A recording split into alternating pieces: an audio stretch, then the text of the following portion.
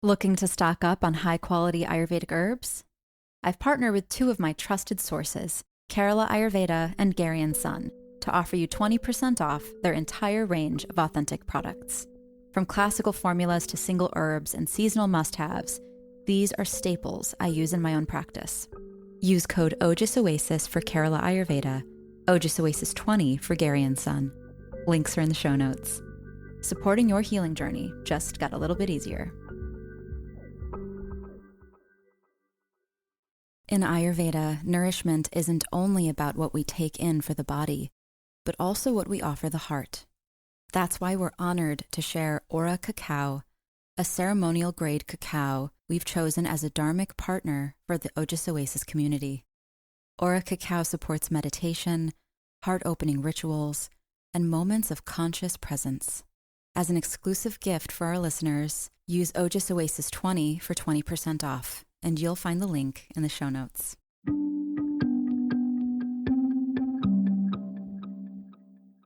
Welcome to Ojas Oasis, the podcast where ancient wisdom meets the modern being. I'm your host, Sasha Brzezinski, Ayurvedic doctor and guide on this journey into the heart of holistic wellness.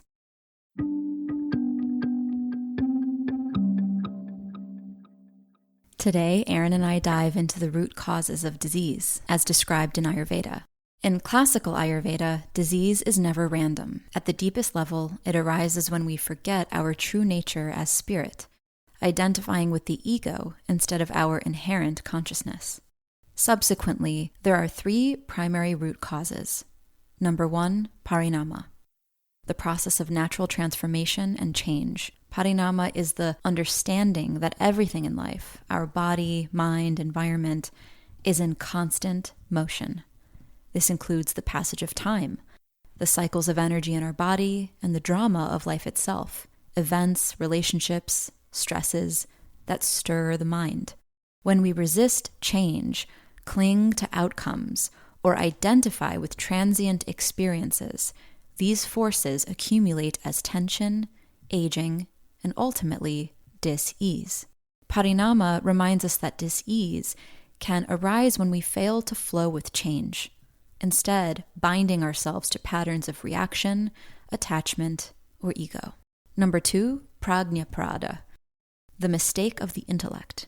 This happens when our discernment is clouded and we act against our own well-being. It is not ignorance, but lapses in wisdom that create imbalance, like eating, thinking, or acting in ways that disrupt our natural rhythms. Number 3, asat mandriyartha samyoga, the misuse of the senses. When we indulge, neglect, or misuse sensory input, taste, sight, sound, touch, or smell, we disconnect from our inner rhythm. This leads to physical and mental imbalance and eventually manifests as dis-ease. In regards to Parinama specifically, it is helpful to note that the nature of time has two forms, linear and biological. Linear time ticks along the clock, but biological time is our body's internal rhythm, digestion, energy, sleep, and aging. Through conscious living, mindful routines, diet, meditation, and sensory regulation, we slow biological time, allowing Parinama to flow naturally rather than bind us. By observing life as transformation instead of drama, and by aligning with natural rhythms, we prevent dis-ease before it manifests. Today, we unpack each of these root causes whilst sharing personal anecdotes and exploring practical ways to apply this knowledge and increase ease in mind, body, and spirit. Let's get to our chat.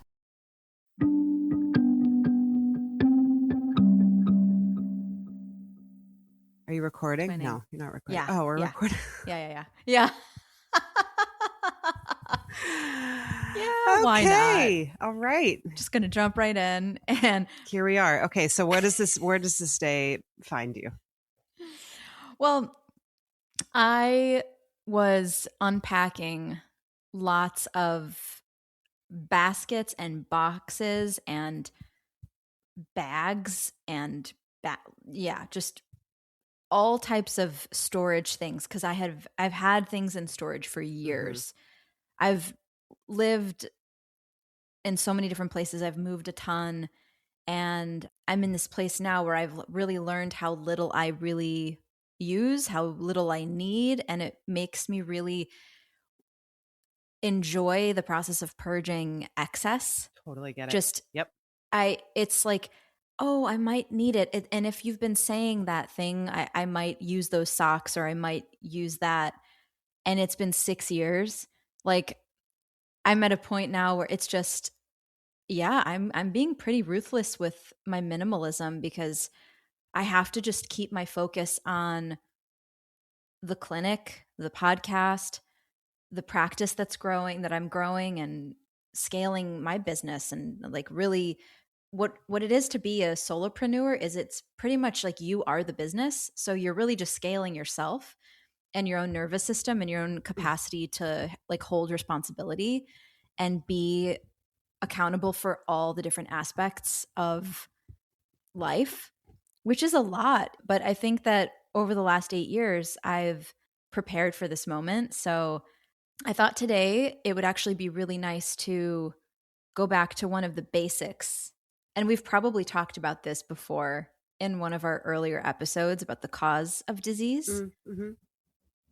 You probably know these, or it'll just be like a refresher, a reminder. Sure. But it's important to come back to the basics always. I mean, it doesn't ever get old hearing it again and again, like rinse, lather, repeat. It's not like we don't remember, but we don't think about these things, and the cause of disease. I mean, I'm seeing a lot of young people, famous young people, getting really sick and dying really young, and people that are like look really fit and not only are fit, but they have resources, they have the means, like they have families, so how is it that their lives are getting cut so short? People are dying of preventable illnesses younger and younger in our country. I mean, you could, of course, like, you can look at the healthcare system, you can look at our food, you can look at the water, the air. But I think Ayurveda is a path of personal responsibility and self-empowerment. And it's empowering because it's really allowing you to take full responsibility of your situation and your circumstances, which is both kind of scary, because then you can't play victim anymore. You can't say, you can't play the blame game and say, circumstance, government's fault. Yeah, government or family or genetics. It's like, what about our part? What is the part that we're playing in all of this? So I thought, just to start, I would define what disease is. Mm-hmm. What is disease? So disease is an abnormal condition of the organism that impairs normal physiological functioning. You can also think of it as a lack of ease. And it's not only grossly physical, but it's also subtle and spiritual. Mm-hmm. So, a lot of room for interpretation, first of all. Mm-hmm. What is like normal? Mm-hmm. And then how do you deviate mm-hmm. from normal, first of all? So yeah, subjective. Mm-hmm. There's layers to it. Abnormal. So to say abnormal, first you have to say, you have to define what is the normal condition of the organism, which is why I like the second layer of the definition, which is a lack of ease. So ease is normal. Ease of breath, ease of digestion, ease of focus, ease of sleep. So we're looking for ease. What a simple way to look at it, right? And if you dissect the word dis-ease, right, it's like the opposite of ease. Mm-hmm. Yeah.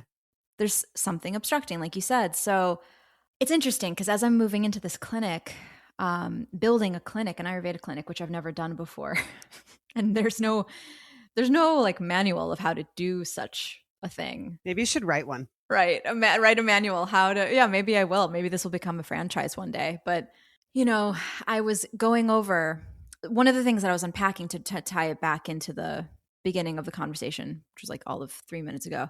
But I found all my note cards from school.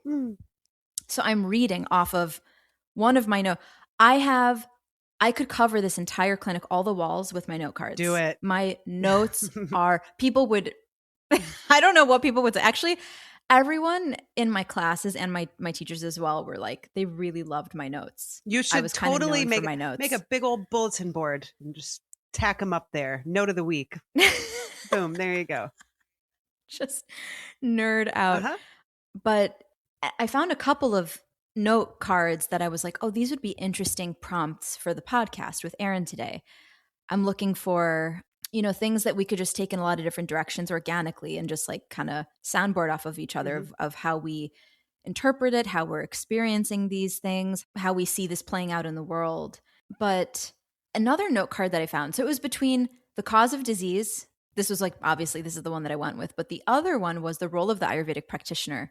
And I was like, oh my gosh, I freaking made a note card for this. Of course I did, first of all. But like, what did I write? Then I'm like, oh, what? Like flip it over on the back. And it says, it's not only about creating recommendations and treatment plans. So much of it is teaching. Mm-hmm. So much of this is teaching. And I was so relieved when I saw that was written on a note card because I was like, okay, cool. I'm doing it right. Because the clinic is filled with books.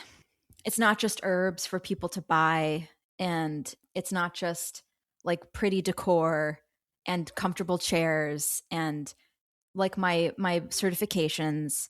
Yes, and the devas are here. Lord Dhanvantri is here, Ganesh, and people have come in here because there was a soft opening on Monday. So today's Wednesday, very soft opening. I had my first in-person patient on Monday. Oh. So new patient in Austin? New patient in Austin. Yeah. Mm-hmm. And again, like this is I'm really easing in like very slowly. Like this is a very, very slow open because, I'm building something I want to last and I don't want to I just don't need to rush any single part of the process. And I will know when it's ready to be like grand opening. But right now it's like, what is an Ayurveda clinic in America? I was talking, I think last week with my friend Shang about, he was doing a mind mapping session with me. He's going to be on the podcast, I think probably our next guest. But he was just telling me how he was like, this is an opportunity to kind of create a category and own a category.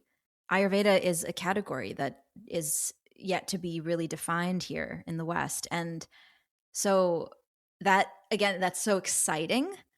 Such an incredible, exciting, like, wow, cool, like super, super cool. And at the same time, every decision has such deep, profound karmic ripples and implications that's why I'm just taking it so slow to determine what should be in here.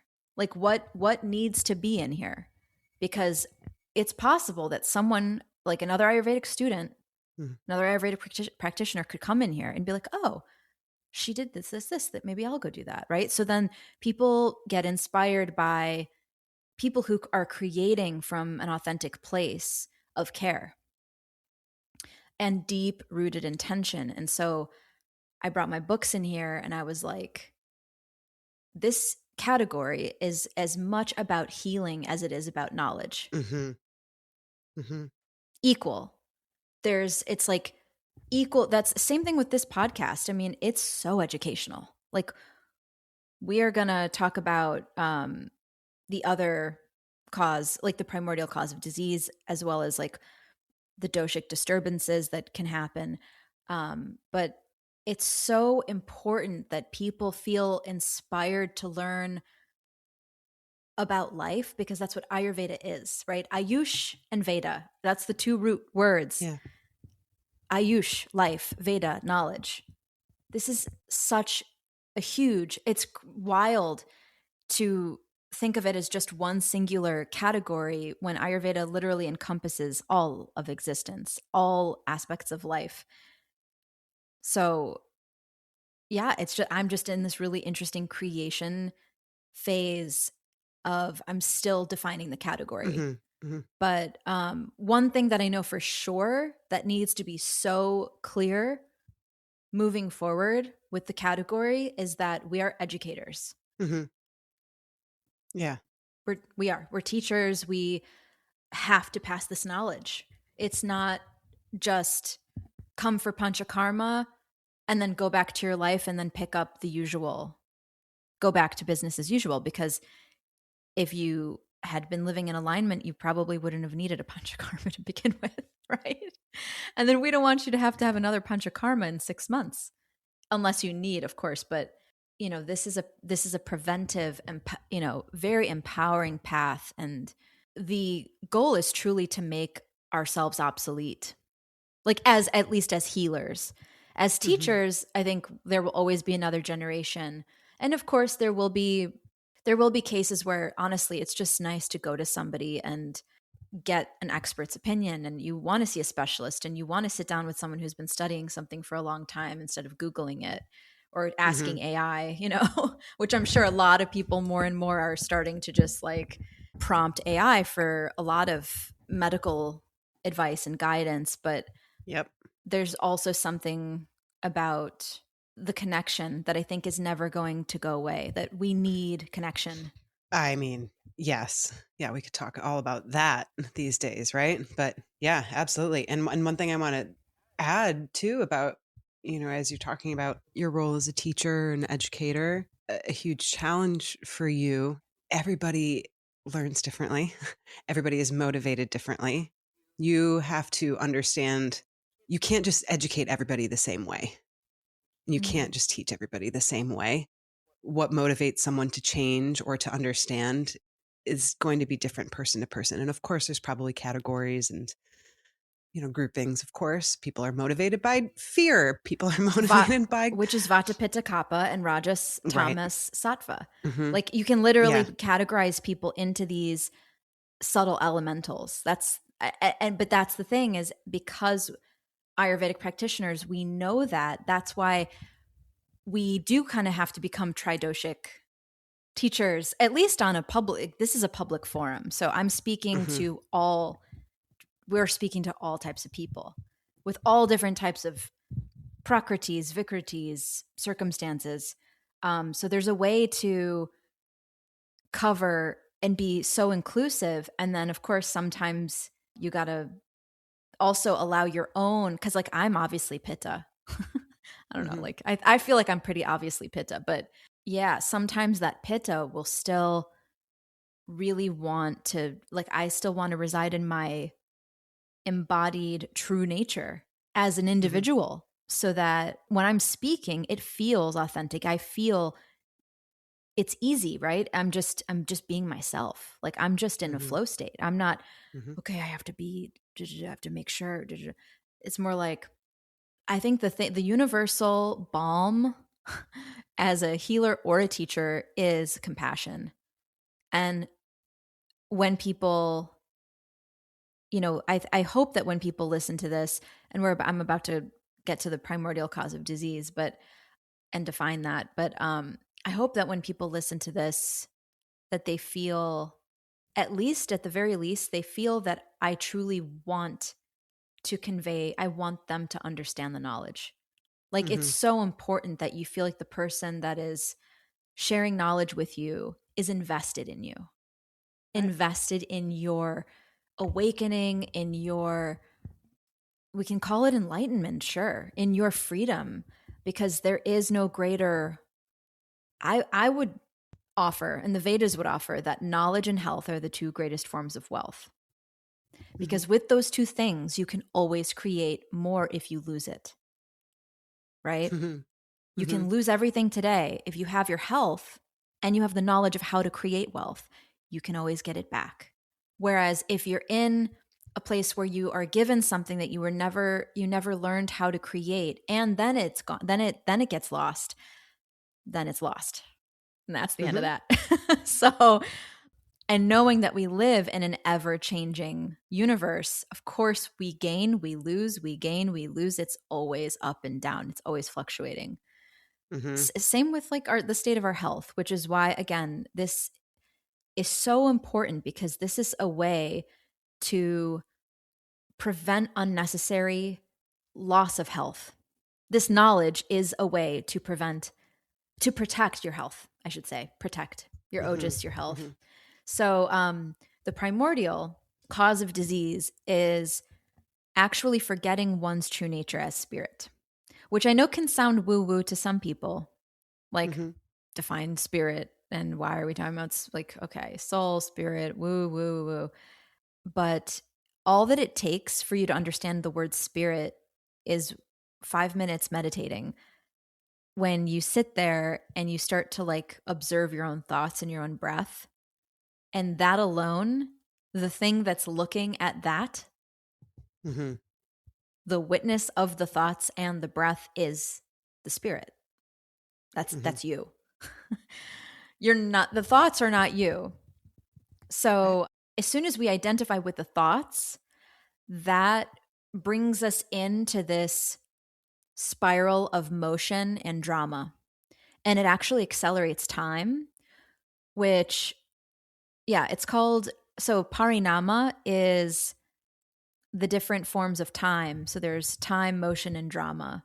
And the more we, like, the faster we move and the more drama that we subscribe to, the faster we age, and then the sicker we get, because the more vulnerable the organism gets, the skin gets dry, everything gets drier. So this is why, going back to the original primordial cause of disease, remembering that you are not all of this stuff, the stuff that, like, literally all the things that want to pull you in a million directions. As long as you keep a nice buffer and a nice boundary between your spirit and all of that, yeah, you can slow down time. Yeah, what control that gives you. Yeah. And even when everything around you is moving really fast, and honestly, even you can move fast. I think you and I have talked about this a lot before, about going on walks without our phones. And like, we can go on like a nice, solid, brisk walk and feel like it's so slow based on how we are just so present with our being.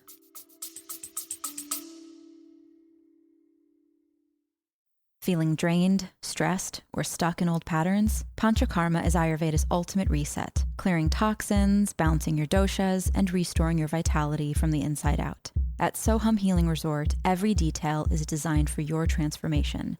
Personalized therapies, nourishing meals, and deep rest in a serene sanctuary. As an Ojas Oasis listener, you'll receive $500 off your Panchakarma retreat with code OJASOASIS PK2025. These retreats book quickly and often far in advance, so don't wait to reserve your place today. Visit sohamhealing.com/panchakarma, and you'll also find the link and code waiting for you in the show notes.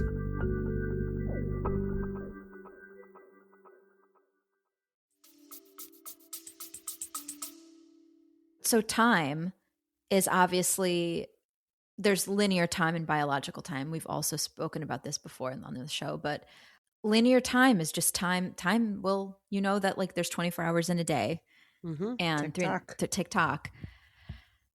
But then there's biological time. So when you allow time to move through you versus you're going at it, like attacking it, if you can allow it to kind of just move through you, you actually stop the aging process, which preserves your health, preserves your youth. People are always talking about anti-aging. And it's like, obviously, I don't really like the word anti. Right. But what we are trying to do is protect and preserve this body for as long as we can against time, motion, and drama. So the next one is prajnaprada, which is the failure of the intellect, or, you could even say blasphemy, intellectual blasphemy, which is when these are crimes against intellect. Also, some teachers have said that it's like, it's not right, or it's not good for you, and you still do it. You do it anyway. Yeah. And most of us are guilty. We've never done that. No, not us. Everyone else, though, but not me and you. Right. Prajnaprada is, I would say, where most of us hang out on a daily. Like, we know staying up late isn't good for us. We usually we still do it. We know that eating the sugar every day or the bread every day or the coffee, drinking the coffee every day. I know very well that someone with as much pitta as me has no business drinking coffee every day. It's not a good Yeah. idea. Like, it's just Yeah. not right. It's not right for me. And yet I do it because I'm living in 2026 in America, and like, I have to plow, right? I have to plow. I have to build this business and get so many things done in focus. And so, but it's interesting because on the days that I don't drink coffee and I just like literally lay in my bed and starfish the bed, I'm like, why do I drink coffee? Like, I feel so much better when I'm not this, like, so overstimulated, like, Yep. constant go. But in order to get it all done, Erin, as you know, it's just, wow, the demands are high. I get it. There are times in the evening that I'm already like, God, I can't wait for tomorrow morning's coffee. Like, I'm already ready for, like, I don't know. I get it, that I know that I'm going to be tired, and I just like look forward to that assistance already. I get it. I totally do. So it's a good example. Yes, yes. For me, that's one that I really do struggle with personally, and I think a lot of people do. But that's why I also routinely take 1 to 3 days. I've never gotten a headache from not drinking coffee. So I know I'm not physically addicted to it, but just like what you were saying about the assistance, looking forward to the assistance, I think there's something about I can count on you. You know what I mean? Like, I'm excited because I know something is supporting me in the morning to get through the morning, because I know I will be tired because of how much I did today and the day before and the day before and how much I need to do tomorrow. So we lean on it. We really do.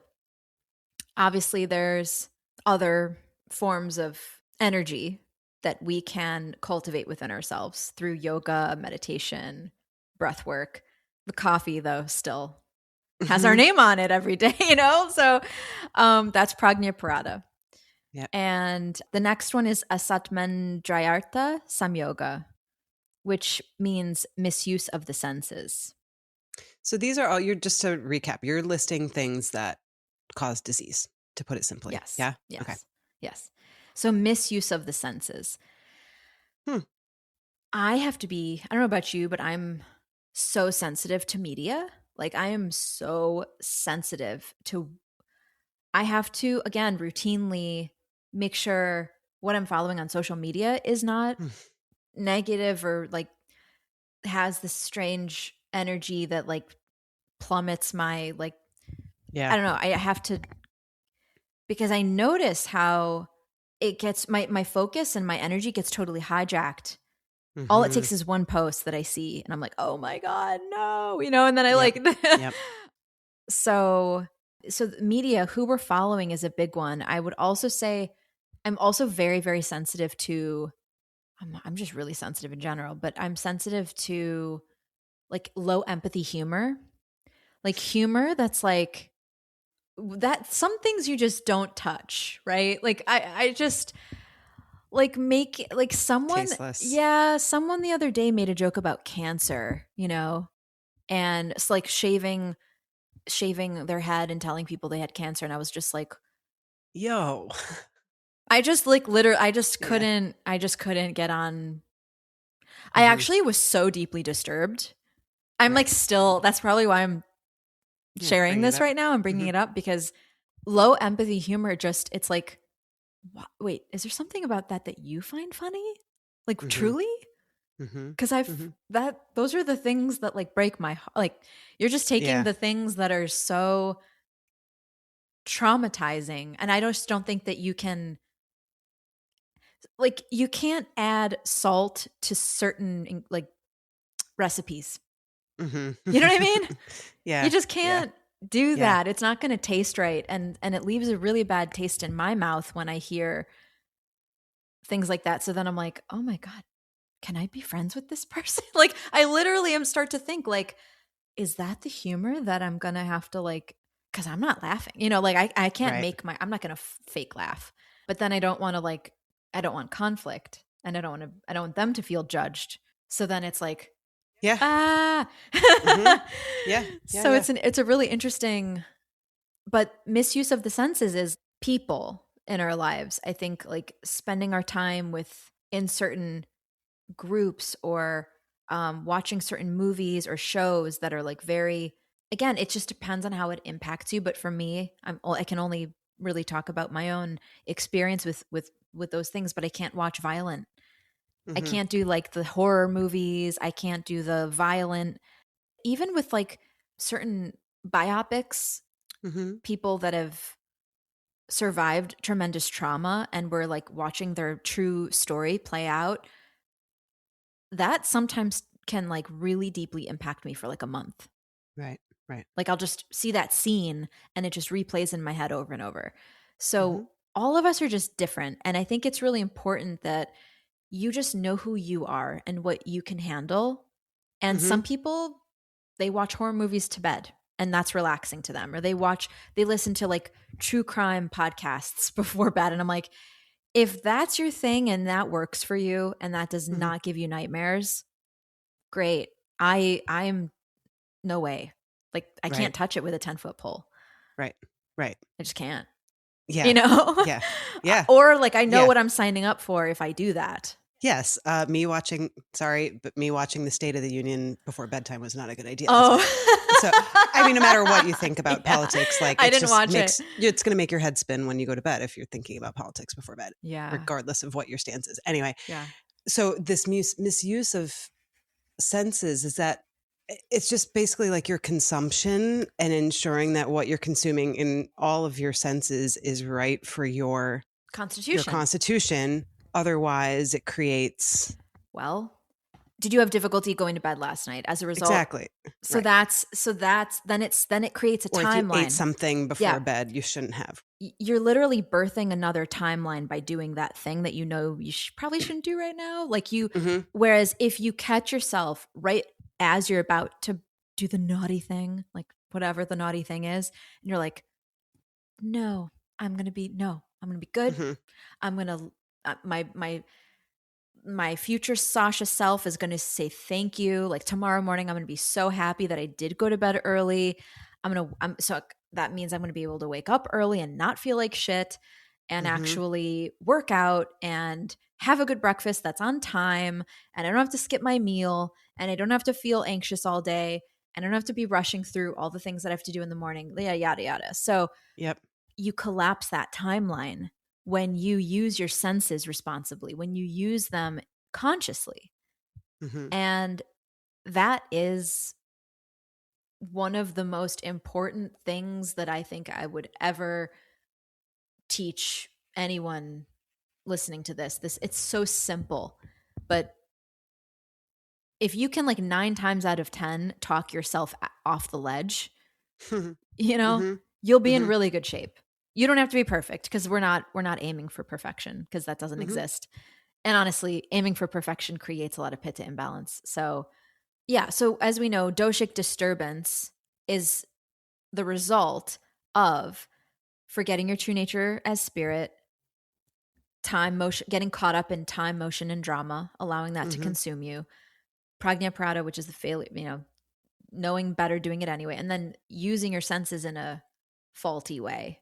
It's beyond just, food and what you're watching through so the vision, taste, smell, touch, what you hear and hear. Yeah. I mean, do you have like a good one lately that, you already gave one, the State of the Union, but do you have another? I even think about because I thought about hearing, I guess, is kind of maybe the one thing we haven't really touched yet in this little section. Music. Like even just thinking about, when you walk outside, whether you need to have your AirPods in your ears listening to loud music. I mean, honestly, it's been nice with New York, the blizzard and all the snow that's come through. You've had to really focus on your walking and paying attention. I haven't put AirPods or anything in my ears when I walk around because I'm like, I just need to pay attention to what's around me. It's been really nice, but that can totally impact your energy, your mood. your emotions, whether you're Mm-hmm. listening to music or a podcast, or whether you just have them out and you can look around and observe nature and maybe say hi to more people on the street. So that's a choice, I love that. you know? Oh, it's such a yeah. It's you could take these um, concepts into so many different directions, and Hmm. it's fun to just reflect on it in your own life and be like, what am I? How am I misusing my senses? Like, actually, I lit an incense stick to make it smell good in here. Actually, these are Hmm. incense sticks that I got in India, but I know that the incense stick is really, really long. And so now I'm realizing, wow, I'm inhaling way too much incense smoke. So that's honestly, we're probably good at this point, but this it's going to keep going until the thing, And I knew Yep. that, and I could have lit a smaller stick, but I didn't because I was kind of rushing. So Hmm. that's Yep. honestly, it's an example of like even too much of a good thing. Yeah. Like, so these things create doshic disturbance, as we know, vata, pitta, and kapha are the three doshas, which creates vikriti that is different from the prakriti. Prakriti is your true nature, vikriti is your current state of imbalance. And Hmm. then in the subtle mind, rajas and tamas are increased, which lowers your sattva, lowers your chill, as they say, as the kids are saying, like the no chill. So Hmm. then you have no chill because Hmm. you're, living in this kind of distracted, imbalanced state. Hmm.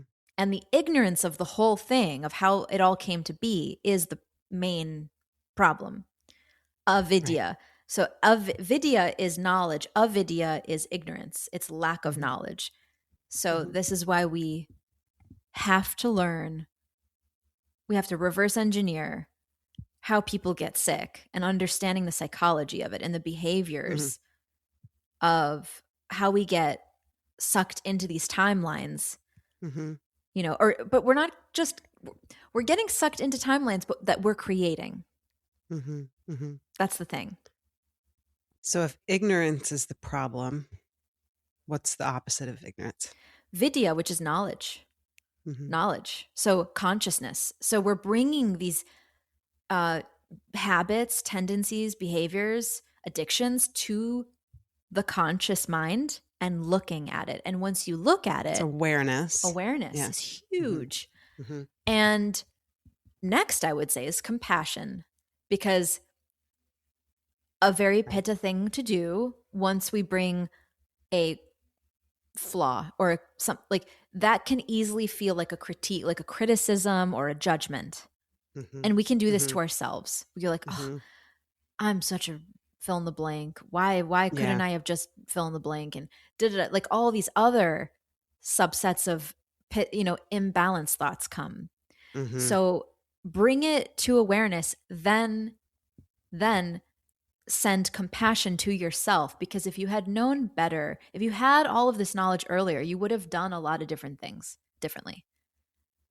So we can only really participate in the change that we're aware that we can participate in. Like if we're not even aware that we can change Right. our lives in such a Hmm. profound way, Hmm. then we just keep taking the bait. We just keep Yeah. chasing the next loud, shiny thing Hmm. that and creating more ama, more Hmm. indigestion, Hmm. psychically, Hmm. emotionally, physically, because Yeah. we actually are living in the most toxic time. Hmm. We've never like lived in a time with so many pollutants in the air, in the water, in the soil, in the food. So we have to be diligent, and we have to understand that the power is in our hands if we learn, if we are Hmm. humble enough to bow before our inner guru. Hmm. Hmm. And I love what's happening right now with the whole movement around, gurus, and there, I don't want to mention people by name, but there are a couple big people who were named in the Epstein files that had a great influence in the spiritual world and the consciousness and meditation world. And that is creating a repulsion against, why are we putting other people on a pedestal when time and again, every time we do that, Mm-hmm. give it some time and they will fall from the pedestal that we put them up on because they're human. Mm-hmm. So everyone is just a human learning. And instead of putting someone else on a pedestal, the best thing that we can do is actually realize that there's a guru within us. Like Mm-hmm. we already know deep down. Sometimes we do need a mirror, a clean mirror, to point us in the right direction, which is the dharma of an Ayurvedic practitioner. But again, just it's so important to make the distinction of who is the one doing the healing. Really. Because the longer I'm on this path, the longer I really feel more like a teacher than anything else. Because it's like your body, if you just here, I will tell you the mantra. I will tell you the herbal formula. I will tell you the lifestyle habits to change, to change, and the dietary recommendations for your dosha and the season and all this. And we'll do counseling. And by the way, you're the one healing yourself this whole time, because I'm not in there converting your food into tissue. Your body's doing that. When you have a wound, your body knows how to heal the wound. Mm-hmm. So let's stop giving our power away to the person in the white coat or the person with the 100 million like Instagram followers. Sure. Or the person with like $100 million. Mm-hmm. Or whatever we like place. Oh, that they have that, so they must know better about you than you. Yeah. You're your own expert. So, but again, I think the discernment has to be so incredibly now more than ever, because there's so much illusion now. There's just more and more Maya. If you look around with all the AI now, it's just like, what? I don't know. What is real? We don't even know anymore. Yeah. We have no idea.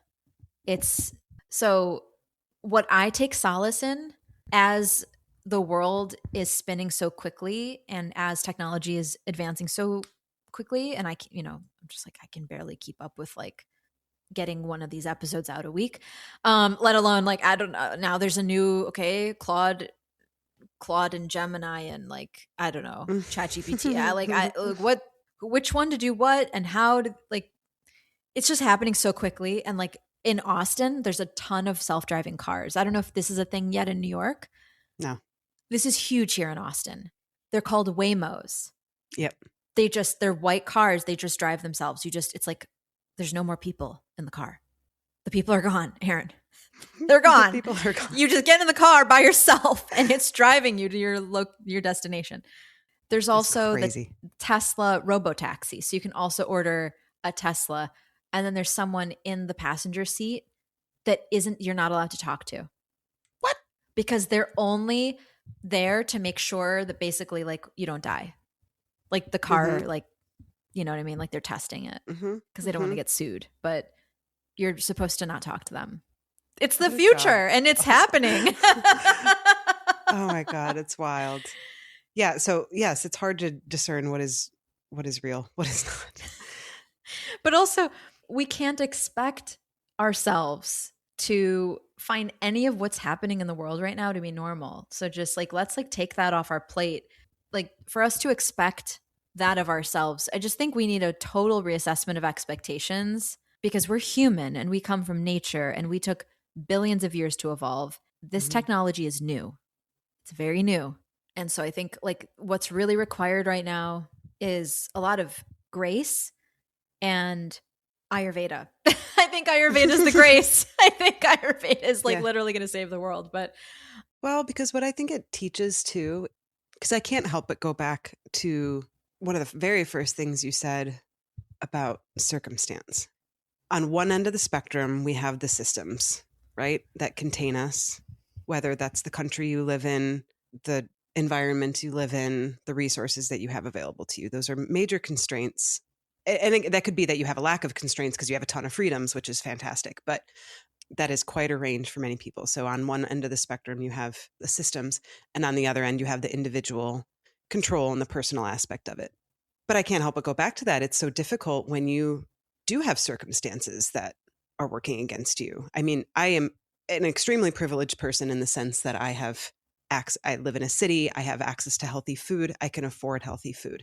I have knowledge and an education, I have health. I have a lot of things on my side, right? Just by way of where I was born and the path that my life took me on. So there are many people, I'm sure, that feel like they can't change a damn thing because of their circumstances. They have a much smaller set of resources than I have or other people have relative. And again, it's all relative. So I may think I have nothing, even just because I know other people that have more. So I say all this because I think Ayurveda teaches us all the tiny, tiny things we are in control of. Maybe you can't be in control of, maybe you aren't in control of your food because somebody else prepares all your meals. Maybe you're a kid. Maybe you're just not the person that cooks. I don't know, maybe that's a bad example, but there are some things that you can't control. You don't have access to healthy food. Huge, huge, huge part of, I would say that's probably the biggest one. People that don't have access to healthy food, people that don't even have access to clean water. Are you kidding? What are they supposed to do? So, but what Ayurveda can teach you is what you do have, making you aware of the resources you do have and how you can manipulate them the word manipulate may sound negative, but how you can control your resources and make adjustments to the things that you do have to improve the quality of your life. And get really creative about these things, right? You don't think you can do anything, but who knew that you could just take a walk outside for 20 minutes and that can solve your sleep problems or your digestive problems, right? There are so many things you can do within your circumstances, but you just might not be aware of them. And so talking to somebody like you and that in itself is also a matter of circumstance and privilege, right? Who does everybody have access to somebody like you? Can everybody afford to work with somebody like you? Not necessarily, right? And then that goes back to the systems. We should be teaching these things in our schools and our parents should be teaching us these things, but not all of us are that lucky. Most of us are not. So it's this tough balance of the systems we're contained in and the individual control we have to manipulate them. I will right? also say, I think it's cultural. It's like cultural values. Mm-hmm. Because we are totally fine spending thousands and thousands and thousands of dollars on a nice car or like, I don't know, just people like nice sneakers or just like Mm-hmm. jewelry or a phone or just like, again, things that are flashy. We put a lot of value in that. That's why they can charge that. They can charge you like however much they want for the iPhone because they know you're going to buy it. It's inelastic, yeah. Mm-hmm. And same thing with, I don't know, there's certain things you're willing to do, you're willing to spend on. So I think increasing the value, the cultural collective value on life-changing knowledge that will help you as an individual navigate your life in alignment. When we start, I mean, I feel like when we pay for things, we're voting for those things to matter. Yeah. That's our vote. That's a bigger vote than anything else. Mm-hmm. Literally, you're sending energy there. Mm-hmm. So I feel like, I don't know, all these years that I have been on this path, all my money went to the Ayurveda schools that I studied at. Yeah. I'm drawing awareness to even the narrative around scarcity, I think is also like, it's relative and we can create that story. But I think it's a slippery slope because I think it can easily just become another excuse and another, I don't know, it's like sabotaging your own freedom in a way because it's like, if you really want something, I can be a testament to anybody out there because there was nobody helping me figure out how to study Ayurveda for 8 years and like travel to India, and I just wanted it. I wanted it so bad that I went and voluntarily put myself in that kind of place of minimal living, let's just say, right? Like very, very minimal living. And so, because I valued this. So yeah, I think we're a culture really obsessed with investing in things that I just think we need to expand what we deem an investment. Right. You know what I mean? Like an investment is not just real estate. Yeah. It's not, what else is in it? It's not just the stock market. Honestly, you're your greatest investment. You are. Like, that's kind of the secret. Yeah. And this all goes back to how do we define productivity, right? It's all kind of the same thing. Investing in yourself seems like a waste of time to some, right? So that it's all kind of the same thing where we don't see it as valuable or a good investment if it is not contributing toward capitalism, I guess. Yeah, or something that's external facing or like outwardly material, right? Yeah. Yeah, that's you're totally right to mention the cultural constraint that we have. Again, that's another systemic thing that it's like it's hard to fight against that. Where how do you go against the grain culturally, make a stand against that? It's tough. I think that trends change, and again, where there's demand, you create it. Like creating a category for Ayurveda is going to change the timeline for Ayurveda. Putting this podcast out there for the last 4 years and now, opening a physical space, having lots of Kerala Ayurveda formulas in here to sell to people and lots of Ayurveda products to sell, it creates this tangibility. Like it's real. It's physically here. And that's when you create value. You're taking knowledge and you're sharing it, and people can experience it. And then people want more, right? Because then you're like, oh, I want to, I mean, everyone that walks past my, everyone's like, I've been really wanting to learn about Ayurveda. I'm like, really? You have? How many people feel this same way? Why is this demand not being met? Like the people want this. Right. And nobody's giving it to them. And so here I am. You know what I mean? Like I will do it. We will do it. We will do it. And it just feels like, I don't know. It just feels like a really interesting, ripe karmic moment for Ayurveda. And I'm embracing my place in that timeline, which sometimes can feel like just so big that, I have to really I get really still and really quiet with it, because then I can, as long as I stay calm and sattvic, I can just like let that bigness, the bigness of what that is and what that means, I can like just like with time, with aging, letting drama and motion and time flow through you versus at you or you running into it. So merging, right? Like just not even merging, actually. You're not attaching to anything. You're actually just like, yeah, it's flowing in, but it's coming out. Like there's a really beautiful poem by Rumi called The Guest House, I think it's called. Do you know this poem? Don't know. This body is a guest house. Each visitor. Here, I'm just going to pull it up actually because it's really good. This being human is a guest house. Every morning, a new arrival. A joy, a depression, a meanness, some momentary awareness comes as an unexpected visitor. Welcome and entertain them all. Even if they're a crowd of sorrows who violently sweep your house, empty of its furniture. Still, treat each guest honorably. He may be clearing you out for some new delight. Be grateful for whoever comes, because each has been sent as a guide from beyond. So great. That's such a good way to visualize and separate and witness, like you said earlier, your thoughts, your feelings, and separate yourself as those things. They're separate entities. They come in and they visit and they go. So like, you aren't them. Right. Yeah. We are eternal. Our soul goes on, and everything that we identify with in this incarnation is grist for the mill, as Ram Dass used to say.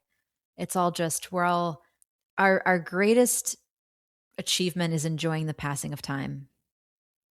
That's it. That's all we really got to do. Just enjoy the passing of time.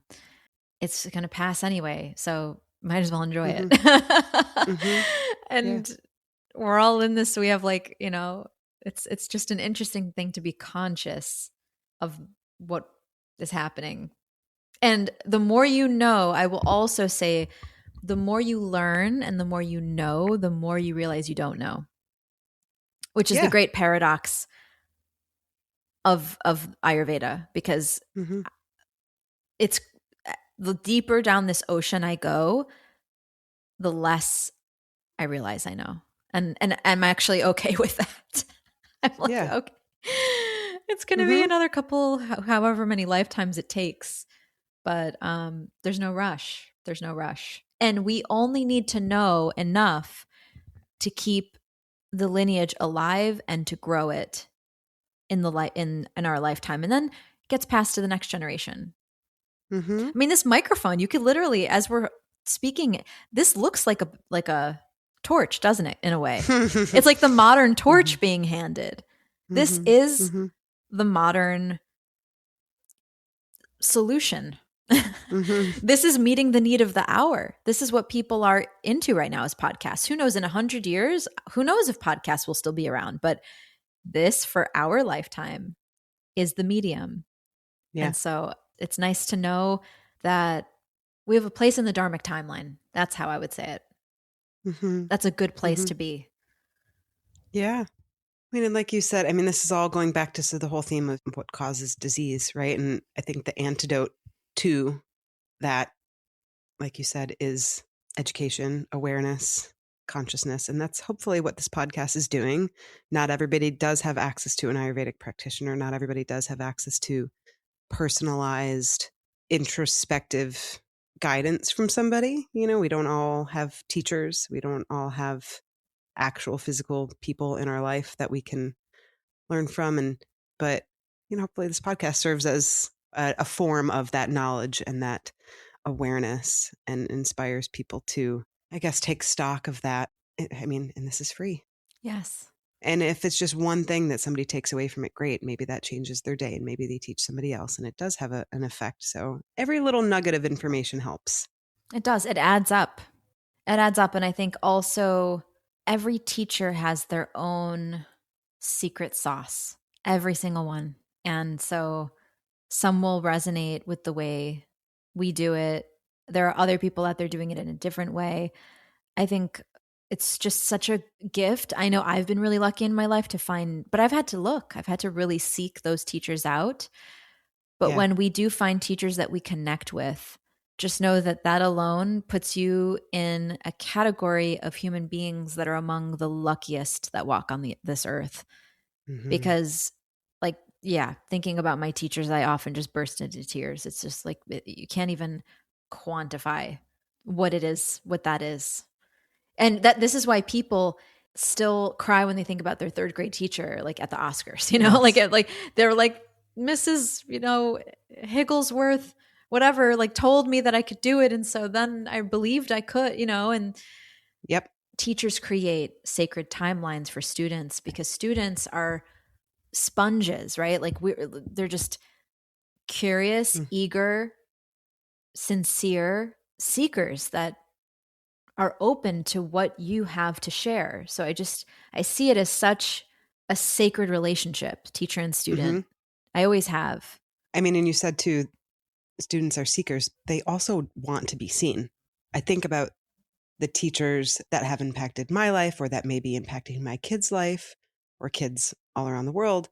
And it's mostly the coach or the teacher or the parent or the aunt or uncle or friend or grandma or grandpa or whatever that just sees that person for who they are and encourages them to be the person they are, or help figure out who they are. It's vital. They see something in you. They see the potential in you. They see this potential that then you are able to see, right? And then you're like, oh, I can do that. I didn't know that I could do that. Yeah. They believe in me. So I don't know, even to this day, in lieu of having like super supportive bloodline family members, teachers and friends, I'm just every single day bowing to God. Just thank you so much, because it's made all the difference in my life. And yeah, I hope that this, getting back to the basics, what causes disease, I hope that that is like a good refresher for people. And for some people listening to this for the first time, I mean, the genius is in the simplicity. Like, it is this simple, and yet we all do these things. Like, most of us have some kind of lack of ease somewhere in our life, right?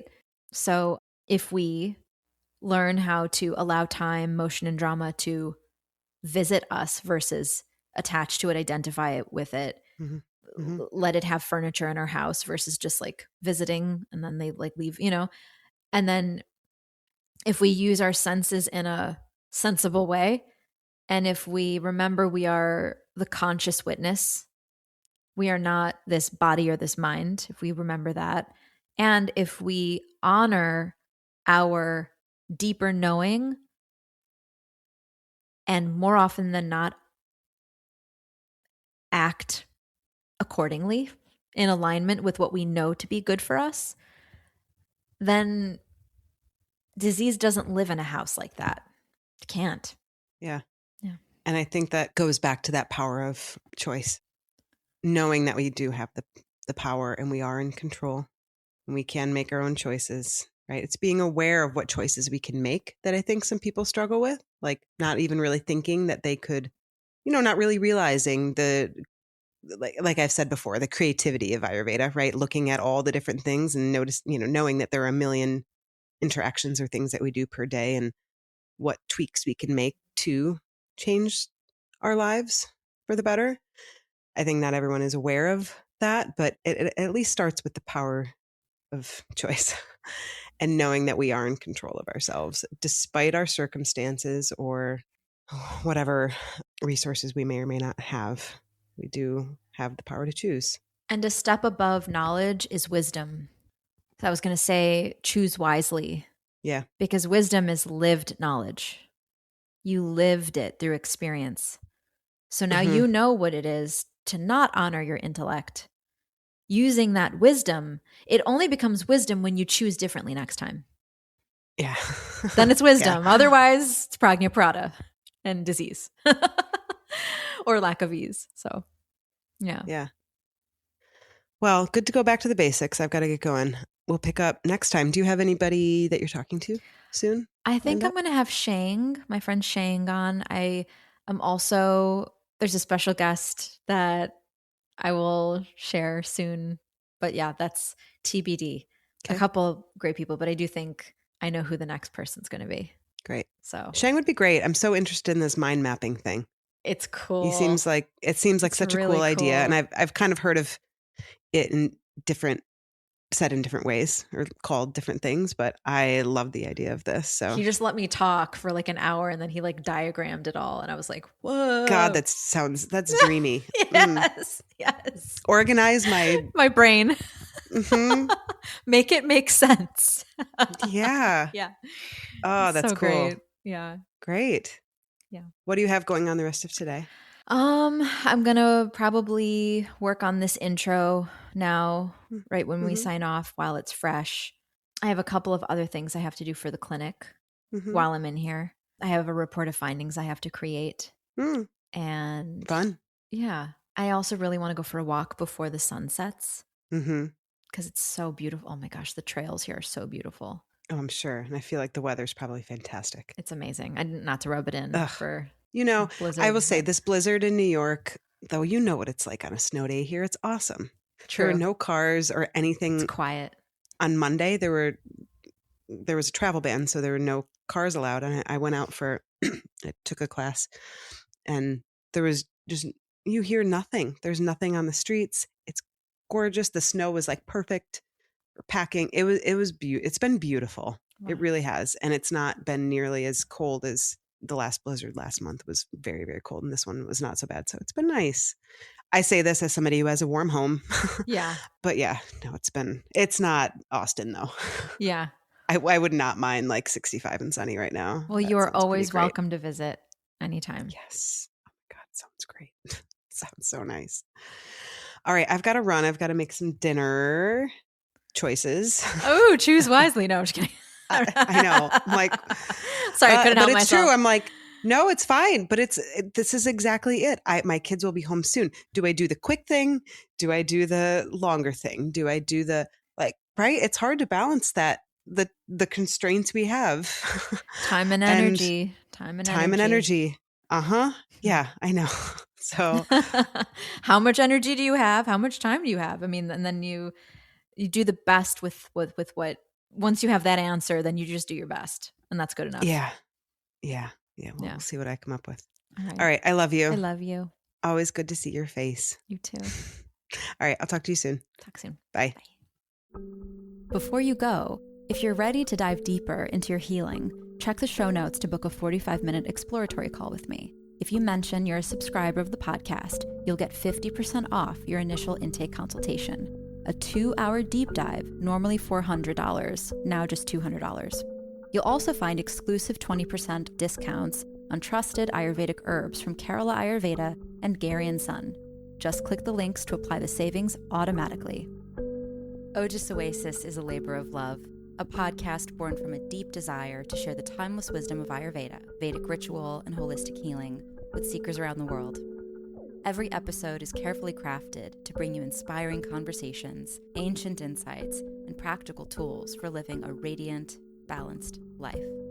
If the show has nourished your spirit, helped you feel more seen, or guided you on your healing path, you can now support our work by buying us a coffee or golden milk. Your support goes directly toward producing high-quality episodes, keeping the podcast ad-light and mission-focused, expanding our offerings to serve you even more deeply, and whether it's a one-time cup or a monthly offering, we are so grateful. Click the link in the show notes to support the podcast and keep the wisdom flowing.